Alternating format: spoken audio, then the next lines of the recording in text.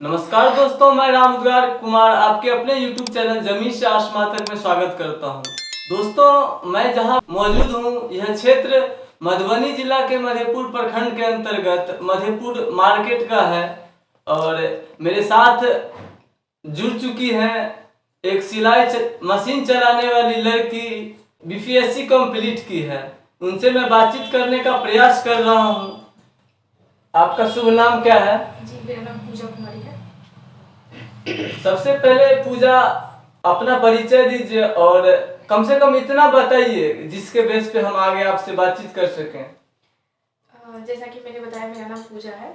मैं यहाँ मधुबनी जिले के मधेपुर प्रखंड की निवासी हूँ। मेरी स्कूलिंग मेरी यहीं मधेपुर से ही हुई है, जवाहर हाई स्कूल से, और मैंने 12th यहाँ HPS कॉलेज से किया है। फिर मैंने graduation CM science college Darbhanga से किया और इस बार 67वीं BPSC में मेरा 986 रैंक के साथ सब डिविजनल वेलफेयर ऑफिसर के पोस्ट पे चयन हुआ है। बहुत बड़ी सफलता आपने हासिल की है, अचीव की है। और यह थॉट कैसे आया? क्योंकि इतना बड़ा थॉट तब मन में आता है जब आप विकट परिस्थिति से जूझ रहे होते हैं, उस समय ऐसा सपना आता है। जी, मैं ये कहना चाहूँगी कि हाँ, ऐसी एक विकट परिस्थिति तो आई थी जहाँ से मुझे ये एक हित हुआ कि नहीं, मुझे सिविल सर्विस में जाना चाहिए। वैसे अगर सही मायने में देखा जाए तो हम लोग का लाइफ बहुत ही स्ट्रगलिंग फेज से गुजरा है और ये कहीं ना कहीं मेरे दादाजी का भी सपना था। उन्होंने ही मुझे पहली बार ये इंसिस्ट किया था कि तुम वीडियो की परीक्षा दो। और एक बार ऐसी अप्रिय घटना भी मेरे साथ हुई थी 2013 में कि हम लोग एक मध्यम वर्गीय परिवार है और हम लोगों का कुछ सेविंग्स था। मेरा पूरा परिवार कर्ज में ही गुजरा है, तो कर्ज खत्म करने के बाद कुछ सेविंग्स बचा था। तो एक बार मेरे पापा माइग्रेंट वर्कर हैं, तो वही महाराष्ट्र में काम करते थे। तो ATM से कुछ पैसे थे, तकरीबन लाख रुपया, वो चोरी हो गया था। और उसी दौरान मुझे प्रशासन में घुसने का मौका मिला। प्रशासन मतलब ये समझ में आया कि एक गरीब परिवार के लिए, दुखियारी लोगों के लिए कि प्रशासन का क्या अहमियत होता है। गांव में ये दबे कुचले लोगों के लिए प्रशासन का क्या अहमियत होता है। तो वहां से मुझे बहुत ही हिट हुआ कि नहीं, मुझे सिविल सर्विस में जाना चाहिए। जिस उम्र में लड़कियों को शादी के बंधन तक ही सीमित किया जाता है, खास करके जिस सोसाइटी में हम और आप रहते हैं, बिलोंग करते हैं, उस उम्र में आपने इतनी बड़ी कामयाबी हासिल की है, उसके लिए क्या कहना चाहते हैं, जहां लड़कियों को चूल्हा चौका तक ही सीमित किया जाता है? जी, ये बात आप बिल्कुल सही कह रहे हैं, क्योंकि जिस पृष्ठभूमि से मैं आती हूँ, जो मेरा पूरा परिवार कह लीजिए या मेरा गांव समाज कह लीजिए, यहाँ 25 होते होते लड़कियों की शादी कर दी जाती है और मैं अभी करेंट 28 की हूँ।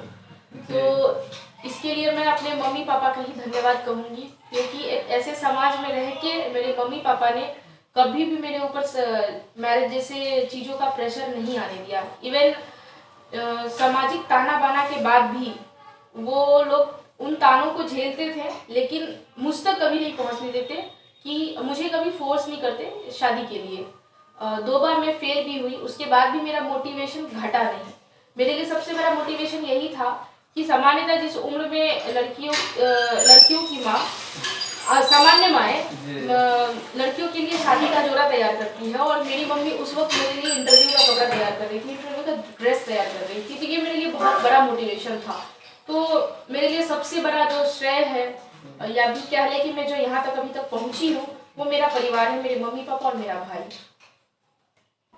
प्रेमचंद का गोदान तो आपने पढ़ा होगा, मुझे पूर्ण विश्वास है। और वहाँ होली के जिंदगी की परेशानियों को भी आपने पढ़ा होगा। उनके बारे में आप क्या कहना चाहते हैं कि आप सुदूर देहात में जैसे आपको मतलब जॉब मिले, ड्यूटी मिले, उसको आप किस प्रकार निभाएंगे? जी, ये बात सही है। एक तो मैं हिंदी साहित्य की भी छात्रा हूँ, तो गोदान मेरा सबसे पसंदीदा किताब भी रहा है। मैंने इसे 1 नहीं, 2 नहीं, 3 बार पढ़ा है। और होली के जीवन से भी मेरा परिवार काफ़ी रिलेटेबल रहा है, क्योंकि उसमें एक प्रसंग था कि जब होली की बेटी की शादी का समय आता है, तो उसे उसके उम्र दोगुने उम्र के व्यक्ति से करना पड़ता है। तो ऐसा ही कुछ घटना मेरी मम्मी के साथ भी हुआ था, लेकिन जी। मेरी मम्मी ने मुझ तक ये बात पहुंचने नहीं दी। तो इस बात को मैं काफ़ी रिलेट कर पाती हूँ। तो मुझे पता है कि जिस पृष्ठभूमि से मैं आ रही हूँ और जिन स्ट्रगल फेज का मैंने सामना किया है, क्योंकि मेरा परिवार, मेरे पिताजी खुद एक माइग्रेंट वर्कर रहे हैं, मुंबई दिल्ली इस तरह से कमाने वाले रहे हैं। मेरी मम्मी खुद सिलाई करती है। तो इस टाइप से हम लोग का जीवन काफ़ी संघर्षपूर्ण रहा है। तो मैं खुद समझ पा सकती हूँ। तो मेरा यही प्रयास रहेगा कि मैं उस पृष्ठभूमि के लोगों के लिए जहाँ से मैं आती हूँ कुछ कर पाऊँ, तो मेरा यहाँ आना सफल होगा। राजा का बेटा राजा बनना तो कॉमन बात हो जाता है, लेकिन एक सिलाई मशीन चलाने वाली लड़की इस पद को अगर हासिल करता है तो यह समाज के लिए प्रेरणा बन जाती है, एक मिसाल बन जाता है। और बचपन से जो अपने परिवार की जिम्मेदारियों को समझता है वही मतलब इतने बड़े पद को हासिल करता है। और उनका जीता जागता उदाहरण आज मधेपुर की बेटी ने वो काम करके दिखाया है, जिससे मधेपुर प्रखंड का नाम रोशन हुआ है। और गांव घर के जो सुदूर देहात के स्टूडेंट हैं उनको क्या संदेश देना चाहते हैं कि किस प्रकार तैयारी करना चाहिए, कभी भी मतलब मनोबल नीचा नहीं होना चाहिए, हमेशा हाई होना चाहिए, उसको क्या कहना चाहते हैं? जी, मैं उनके लिए यही कहना चाहूँगी कि उनके लिए एक उदाहरण, मैं खुद यहाँ पे उपस्थित हूँ। मेरी भी पूरी शिक्षा दीक्षा यही गांव से ही हुई है। और गांव में रह के ही मैंने इतना बड़ा सपना देखा, सिविल सर्विस करने का सपना देखा। तो मैं उनसे यही कहूँगी कि बड़े ख्वाब ज़रूर देखें और निरंतर प्रयास करते रहें, अपने प्रति ऑनेस्ट बने। जो आप पढ़ रहे हैं, जो जिस भी किसी क्षेत्र की आप तैयारी कर रहे हैं, उसके प्रति ऑनेस्ट रहें। और आज तो सरकार की भी ऐसी कई योजनाएं हैं जो उन्हें ये तकलीफ नहीं होगा कि हम कैसे आगे बढ़े। और आजकल तो सोशल मीडिया का ज़माना है, हर चीज़ गांव-गांव तक अवेलेबल है। तो बस यही कि सोशल मीडिया का सही यूज़ करें और प्रयास करते रहें और बस लगे रहें, सफलता ज़रूर मिलेगी। जब रिजल्ट इशू हुआ होगा उस समय मतलब क्या फीलिंग आया होगा? जी, काफ़ी जैसे मैं क्या बताऊँ शब्दों में, उस वक्त मैं खुद देख भी नहीं पाई थी जी। वो रिजल्ट। मेरा भाई जो अभी गुड़गांव के कंपनी में प्राइवेट जॉब कर रहा है, उसी ने वहाँ से देखते हुए बताया कि दीदी आप अफसर बन गई, आपका सिलेक्शन हो गया। कुछ क्षणों के लिए तो मुझे विश्वास भी नहीं हुआ कि जब तक मैं खुद आंखों से ना देख लूँ तो समझ मतलब विश्वास नहीं हो रहा था। फिर मम्मी पापा सबका कॉल आया, मतलब मेरे देखने से पहले सबको पता चल चुका था कि मेरा सिलेक्शन हो चुका है। तो बस काफ़ी अच्छी फीलिंग थी, बहुत अच्छा लगा कि फाइनली मैंने अचीव कर लिया, वो एक पद हासिल किया। आपने पहला कॉल किसको किया रिजल्ट आने के बाद? आपको जैसे ही पता चला कि मैं मतलब क्वालिफाई कर चुकी हूँ इस पद के लिए? जी, एक्चुअली कॉल तो मुझे ही आया, मेरे भाई का, मेरी मम्मी का, मेरे पापा का। क्योंकि उस वक्त ऐसा हुआ था वो वाकया कि उस वक्त मेरे फ़ोन का रिचार्ज ख़त्म हो चुका था और मैं खुद नहीं देख पाई थी, मेरे फ़ोन में इंटरनेट ही नहीं था उस वक्त। तो मुझे मालूम नहीं था, मम्मी पापा को पता चला, वो फ़ोन करके बताएं। उसके बाद जो मैंने सबसे पहला कॉल किया था वो मेरे बड़े सर हैं, उनको मैंने कॉल किया था कि सर मेरा चयन हो गया है। आपके आदर्श टीचर कौन है? जी, मैं बचपन से जितने भी सर से पढ़ती आई हूँ सभी मेरे आदर्श हैं। यहाँ गांव में ही मैं 12th तक, क्लास 6 से लेकर 12th तक मैं अपने आदरणीय मेरे शंभू सर हैं उनके पास पढ़ी हूँ। तो वो भी मेरे आदर्श है, वो हमेशा मुझे प्रेरित करते रहते थे कि तुम कुछ बड़ा अचीव करोगी। उसके अलावा मैं जब ग्रेजुएशन में पढ़ती थी तो एक सर थे, हमारे प्रोफेसर सर थे मेरे कॉलेज के, तो वो मुझे हमेशा IAS कहा करते थे। वो पता नहीं क्यों, लेकिन इससे भी मैं प्रेरित थी कि जहाँ मुझे दुनिया गिरा रहा था उस वक्त, जब दुनिया मुझे डिमोटिवेट करता था, तो वो सर थे जो मुझे मोटिवेट करते थे कि तुम IAS की तरह दिखती हो, IAS की तरह बात करती हो। और फिर उसके बाद तो मेरे जीवन में आगमन हुआ मेरे बड़े सर का, जिनके ही मार्गदर्शन से आज मैं यहाँ तक पहुँची। होनहार वीरवान के होत चिकने पात, शायद सर को पहले ही लग चुका होगा, दिख चुका होगा आप में, आपका जो एक्टिविटी है उनसे शायद आपको उनको लगता होगा कि आगे जाके ये लड़की कुछ कुछ अच्छा कर पाएगी, इसीलिए शायद आपको कहता होगा। हाँ, हो सकता है कि सर ऐसा कुछ जरूर देखे होंगे, लेकिन वो भी एक अच्छा मोमेंट था जो मैं वहाँ से प्रेरित हुई कि हाँ, मुझे सिविल सर्विस में जाना चाहिए। इस बीपीएससी सिलेबस के लिए आप किसी टीचर से ऑनलाइन क्लास भी लेते थे? जी नहीं, मैं यथासंभव मैं सेल्फ स्टडी से ही पढ़ी हूँ। उसके अलावा जो मेरे बड़े सर हैं उनसे ही ऑनलाइन माध्यम से, फ़ोन से, व्हाट्सएप से मार्गदर्शन लेती रहती थी। अपने मंजिल को भुला के जिया तो क्या जिया, है दम तुझ में तो उसे पाकर दिखा, लिख दे खून से अपनी कामयाबी की कहानी, और बोल उस किस्मत को कि है दम तुझ में तो मिटा कर के दिखा। और वही कारनामा मधेपुर के इस लाडली बिटिया ने करके दिखाई है। मुझे भी काफी प्राउड फील महसूस हो रहा है, और हो भी क्यों ना। और हम आगे भी बातचीत करने का प्रयास करते हैं। आप इस वीडियो को पूरा वॉच करिए, और आगे हम दिखाएंगे मैम के मम्मी पापा से भी हम बातचीत करने का प्रयास करेंगे, और क्या कहना चाहते हैं उस पेरेंट्स को जो आज भी लड़कियों को बाहर पढ़ने के लिए नहीं भेजना चाहते हैं, आज भी उसको मतलब दबा के कुचल के रखा जाता है। जी, मैं उनके लिए यही कहना चाहूँगी कि आज जो मैं यहाँ तक पहुँची हूँ उसमें पूरा योगदान, पूरा श्रेय मेरे मम्मी पापा को जाता है। क्योंकि जैसा कि मैंने बताया कि सामान्यतः जहाँ लड़कियों की शादी कर दी जाती थी, वहाँ मेरे मम्मी पापा ने मुझे पढ़ाया लिखाया और यहाँ तक पहुँचाया, और वो मुझ पे वो विश्वास बनाए रखा। मतलब जैसे मैं घर की बड़ी हूँ, तो ऐसा नहीं था कि बेटा और बेटी में होना चाहिए, फ़र्क होना चाहिए। मुझे वो दर्जा दिया गया बड़े होने का, बड़े एक एल्डर का वो दर्जा दिया गया। तो यही कहना रहेगा कि बेटी को ज़रूर पढ़ाएं। माता पिता के सपोर्ट से ही बेटी यहाँ तक पहुँच पाती है, वरना तो समाज क्या है, वो सामान्यतया लड़कियों को निगलेक्ट ही करते हैं। तो यही रहेगा माता पिता से कि ज़रूर अपनी बेटियों को पढ़ाएं और आगे बढ़ाएं। आप तो अपने मंजिल तक पहुंच चुके हैं, और अपने मम्मी पापा को हमेशा सपोर्ट करेंगे, या फिर एक शादी मतलब बंधन जो होता है शादी का, उसमें ही बंध के सीमित रहना चाहती है? नहीं नहीं, ऐसा बिल्कुल नहीं है। कहते हैं ना कि जब पेड़ एक माली जब लगाता है जी, तो जब फल की बारी आती है तो वो कहीं और चला जाए, ऐसा मैं नहीं चाहती।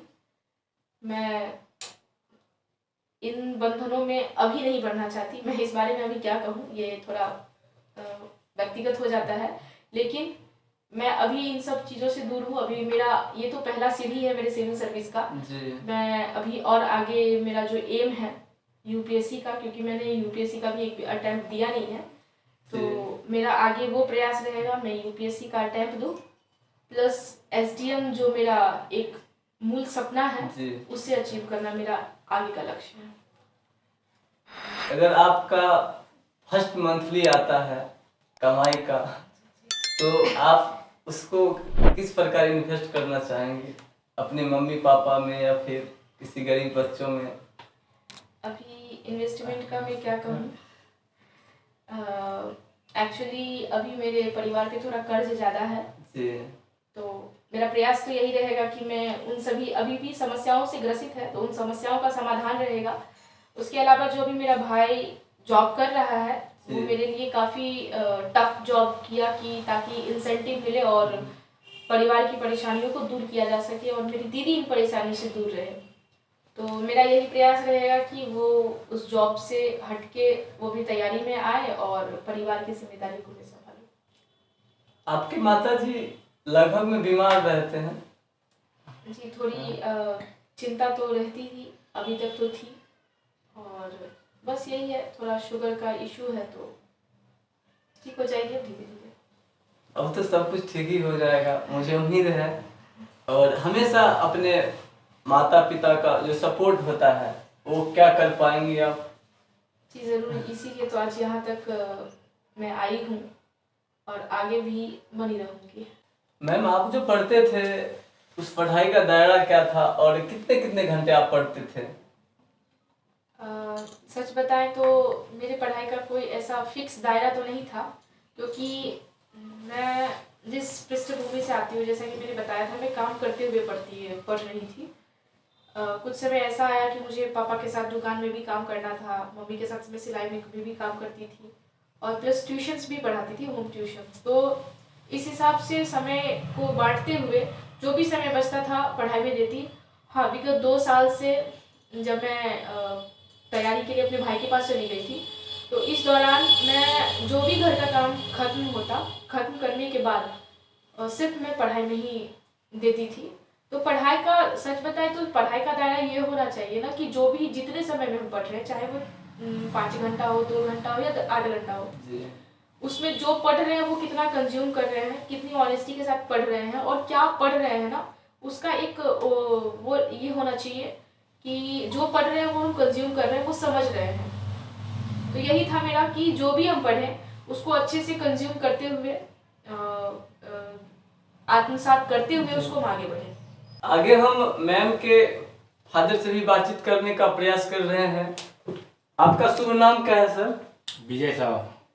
विजय साहब, आपकी लाडली बिटिया ने मधेपुर प्रखंड का नाम रोशन किया है, कितना खुशी हो रहा है सर?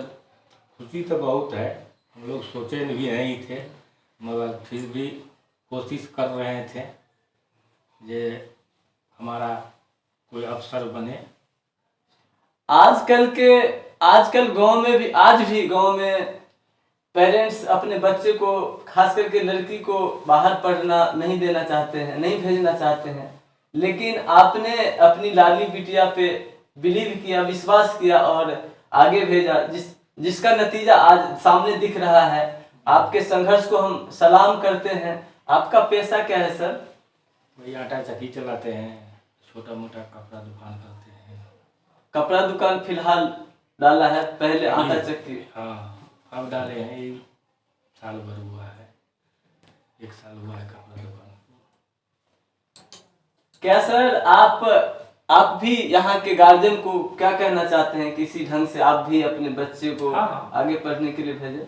हाँ, ऐसा ही होना चाहिए कि बच्चे लोग को पढ़ने में थोड़ा समय दे, जो कल होके वो आगे बढ़ सके। ये मैम के माता जी हैं, क्या नाम हुआ आपका? संजू देवी। संजू देवी, आप सिलाई मशीन चलाती हैं? जी। आप देख सकते हैं, यही वो सिलाई मशीन है। कैमरामैन जरा दिखाइए इस तस्वीर को। और मैम भी सिलाई मशीन चलाती थी। कितना खुश है अपनी इस लाडली बिटिया का सफलता देखकर? बहुत खुश। और कुछ कहना चाहती हैं? अब जो है सब कर ही दिए, मेरी बेटी पे अपने बचपन से ही वो मेरा साथ दी, भरोसा था उसके ऊपर। आप देख सकते हैं, खुशी का आंसू नहीं रुका जा रहा है। और अपने बच्चे को कोई अगर अच्छे से जानता है, अपने बेटे को या फिर बेटी को, तो वो माँ होती है कि मेरी बेटी क्या कर सकती है, मेरा बेटा क्या कर सकता है। और देख सकते हैं। और कुछ कहना चाहते हैं? जी नहीं, बस अपने बच्चे पे भरोसा था, वो मेरा साथ दी, हम भी उसको कभी पीछे नहीं खींचे। आप लोगों ने जो संघर्ष किया, वो संघर्ष का नतीजा आज सामने है। जी। और ताने सब भी आते होंगे बाहर से भी लोगों के द्वारा, लेकिन उस ताने को आपने निगेटिव नहीं लिया है, पॉजिटिव लेते हुए अपनी बेटी को वहां तक पहुंचाए हैं। जी। और भी कुछ ताने आते थे? ताने तो बहुत सुनने के लिए मिला, लेकिन हम कभी हार नहीं माने, कभी पीछे नहीं हटे। अपने बच्चा भी मेरा साथ दिया और हम भी बच्चे का साथ दिया। धन्यवाद आपका। मैम, यहीं आप पढ़ते थे? खड़े हो जाइए। यहीं आप पढ़ते थे? हाँ, यही मेरा स्टडी टेबल है। अभी फिलहाल जब से मैं मूव की हूँ भाई के पास, जी। अब जब से मैं मूव की हूँ भाई के पास, तो सारा बुक्स मैं वहाँ लेके चली गई हूँ। और यहाँ कुछ किताबें हैं और कुछ अलमारी में है किताबें। यही वो स्टडी टेबल है जहाँ मैं पढ़ाई किया करती थी। ये मेडल्स सब कहाँ से मतलब आपने जीता है? हाँ जी, 2 कोचिंग संस्थान है। हाँ, ये जहाँ लक्ष्य सिविल सेवा, कैमरामैन जरा। हाँ, लक्ष्य सिविल सेवा संस्थान है, जहाँ मुझे ये, मैं एसएससी की तैयारी वहाँ करती थी, तो वहाँ से मुझे ये दिया गया है मेरे बड़े सर के द्वारा। जी। और ये एक सम्मान समारोह में मुझे बुलाया गया था, जहाँ से मुझे ये प्राइज़ दिया गया, कुछ किताबें मिली है, तो यही है। सोच अच्छी हो तो सफलता कदम चूमती है। और कहते हैं ना कि यस्त नारस्तु पूजन्ते रमन्ते तत्र देवता यत्रे तास्तु न पूजन्ते स्वास्था फला क्रिया। स्त्री घर में लक्ष्मी के समान होती है और इसी के सदा व्यवहार और सदा प्रयास से घर की इज्जत बढ़ती है। और कितने भी महान पुरुष क्यों न हो, उनके जन्म देने वाली भी यही होती है। इसीलिए स्त्री की रक्षा सदा करनी चाहिए, उनका सम्मान सदा करना चाहिए। लेकिन आज भी समाज में यह एक कहानी के तौर पे रह जाता है, वो जमीन पे लागू नहीं हो पाता है। तो हम तो यही कोशिश करेंगे कि यह सोसाइटी बदले, यह रंग रूप बदले। क्या कहना चाहती हैं? बिल्कुल समाज बदलना चाहिए। हालांकि लड़कियां बढ़ तो रही है आगे, लेकिन आज भी कुछ सीमित क्षेत्र तक ही उन्हें सीमित कर दिया गया है। तो यही कहना रहेगा कि बढ़ाइए, जैसा कि सरकार का भी ये रहा है, बेटी बचाओ बेटी पढ़ाओ। तो यही कहना रहेगा कि लड़कियों को आगे बढ़ाया जाए। जैसे मैं आज उदाहरण हूँ आपके सामने, जिस तरह से मैं बढ़ी हूँ आगे, मेरा भी प्रयास रहेगा, मेरा भी एक ये एम था कि अपने मेरा जो गांव है वहाँ लड़कियाँ ऊंचा ख्वाब देखें, ऊंचे सपने देखें, अपने सपनों को अचीव करें, आगे बढ़े। यही आपका सिलाई मशीन है? जी जी, यही जरा सिलाई। दिखाइए इस तस्वीर को। कहानी झकझोर के रख देने वाली है, क्योंकि कहानी उस छात्रा की है जिन्होंने गांव में रह करके तैयारी की है सिविल सर्विस की। और जो सपना इनके माता पिता ने देखा है और इन्होंने देखा है, उनके मेहनत में कोई कसर नहीं छोड़ा है और यह सफलता हासिल की है। जरा दिखाइए, यही वो मशीन है जहाँ आप सिलाई करती थी? जी जी, यही वो मशीन है जहाँ मैं भी लगभग 9 साल की उम्र से सिलाई करती आ रही हूँ। तो यहाँ भी मेरी मम्मी भी सिलाई करती है और मैं भी करती हूँ। मेरे भैया हैं। आइए हम और भी बातचीत करने का प्रयास कर रहे हैं। भैया बाहर आटा चक्की का मशीन भी है, आपको दिखाएंगे। और आपका क्या नाम हुआ भैया? विक्रांत कुमार। कैसा फील हो रहा है, आपकी लाडली बहन ने वह मुकाम हासिल किया है जो आम लोगों के लिए नामुमकिन ही है? बहुत गर्व महसूस हो रहा है। इसने परिवार का, समाज का, टोले मोहल्ले का, सबका नाम रोशन किया है। ठीक है। और सबसे बड़ी बात है, हमको जहाँ तक पता है कि मधेपुर मार्केट एरिया में ये पहली लड़की है जो सिविल सर्विस पास की है। तो बड़ी गर्व के साथ महसूस हो रहा। बस यही है कामना भगवान से कि जाए, उस मुकाम पर पहुंच गई है, अब अच्छे से जनता का सेवा करे। और कुछ कहना चाहते हैं सर? नहीं, बहुत मेहनती लड़की थी शुरू से ही, बच्चे से बहुत मेहनत से पढ़ाई की है, लगन से पढ़ाई की है, इसलिए ये मुकाम हासिल हुआ है। और अपने परिवार की जिम्मेदारियों को भी समझा है सर? जी जी, बहुत अच्छे तरीके से बता ही रही थी, हम सुन रहे थे जी। तो बहुत अच्छे से ये समझी है और सिंसियर लड़की है, लगन से मेहनत करके सफलता को हासिल की। बहुत गर्व महसूस हो रहा है। धन्यवाद सर आपका। आइए हम दिखाते हैं, आइए जरा देखते हैं उस आटा चक्की के मशीन को भी, क्योंकि संघर्ष की कहानी बहुत लंबी होती है। और कैमरामैन जरा दिखाइए इस तस्वीर को। यही वो आटा चक्की का मशीन है जहां मैम के पिताजी आटा चक्की का मशीन चलाया है। और आपको भी मौका मिला है ये चलाने को? नहीं, मैं तो नहीं चलाती थी, लेकिन मेरा छोटा भाई जो इसमें मेहनत करता था, मेरे पापा और मेरी मम्मी। हाँ, तो बस दुकान पे थोड़ा टाइम देते थे, लेकिन इतना नहीं। मैं सिलाई ज़्यादा करती थी। धन्यवाद। आइए और भी हम बातचीत करने का प्रयास करते हैं। मैम के गुरुजन भी यहाँ मौजूद हैं। क्या नाम हुआ सर आपका? मेरा नाम शंभू प्रसाद सिंह। शुरुआती शिक्षा आपके पास से हुआ है सर? जी हाँ, ये मेरे पास पढ़ती थी जी। और ये आरंभ से ही बहुत ही लगनशील और अपने कार्य के प्रति समर्पित थी और उसी का सुपरिणाम है यह लगातार अच्छे अंक से उत्तीर्ण होते हुए आज इस सफलता के इस मुकाम पर पहुंची है। कैसा फील हो रहा है सर आपको? हमें इतनी बड़ी सफलता, एक गांव देहात की लड़की। हमें बहुत ही गौरवान्वित महसूस हो रहा है और हम अभी इस उपलब्धि से ही संतुष्ट नहीं हैं। हम उम्मीद करते हैं यह आगे और इससे बेहतर उपलब्धि हासिल करे और मेरी शुभकामना है और मेरा विश्वास है यह अवश्य सफल हुई। स्टार्टिंग से ही आपको कुछ न कुछ तो पता होगा कि आगे जाके अच्छा करेगी। जी हाँ, यह जो पढ़ाई के प्रति जो लगातार समर्पित रही, जी लगातार जो डेली जो काम होता था, इसको लगातार यह तैयार करती रही और उसी समय यह दिखाई पड़ रहा था जो आगे बेहतर रिजल्ट आने वाला है, और वो आया। होनहार वीरवान के होत चिकने पात, किसी के मन में ऐसा होता है जिसको कुछ करना होता है, उनका मतलब स्वभाव मतलब जन्म से ही और बच्चे से ही मतलब दिखता है कि नहीं ये कुछ कर सकता है। जी हाँ, जी हाँ, ये होनहार वीरवान के होत चिकने पात निश्चित रूप से इस केस में भी यह चरितार्थ है और यह दिखाई पड़ा है। जी हाँ। और बचपन से इनका स्वभाव आपके पास पढ़ा है सर, कैसा रहा है? बहुत ही उत्तम व्यवहार रहा है और हमेशा से हंसते हुए अपने कार्य को करती रही। जी हाँ, धन्यवाद सर, हमारे YouTube चैनल जमीन से आसमान तक। धन्यवाद आपको भी। इतनी बड़ी सफलता आपने अर्जित की है, इस सफलता का श्रेय किसको जाता है और किन किन लोगों का सपोर्ट रहा? जी, जैसा कि मैंने बताया, मेरे माता पिता, मेरा पूरा परिवार, अभी मेरे भैया से जैसा कि आपने बात किया, जी वो खुद भी एक शिक्षक है और हमेशा मुझे मोटिवेट करते रहते थे। अभी इस द्वारा इंटरव्यू में भी मुझे खुद पे उतना भरोसा नहीं था, लेकिन मेरे भैया मुझे कहते थे कि नहीं, इस बार तुम्हारा सिलेक्शन जरूर होगा। तो ये सब भी काफ़ी मोटिवेट करता है। तो मेरे पूरे परिवार का सपोर्ट रहा, साथ रहा और सब ने, मैं खुशनसीब इसलिए भी हूँ कि लड़कियों को इतना कहते हैं ना, उन पे इतना विश्वास नहीं किया जाता कि जो विश्वास मेरे ऊपर किया जाता था, जो लोग मेरे बारे में सोचते थे, वो बहुत मायने रखता है।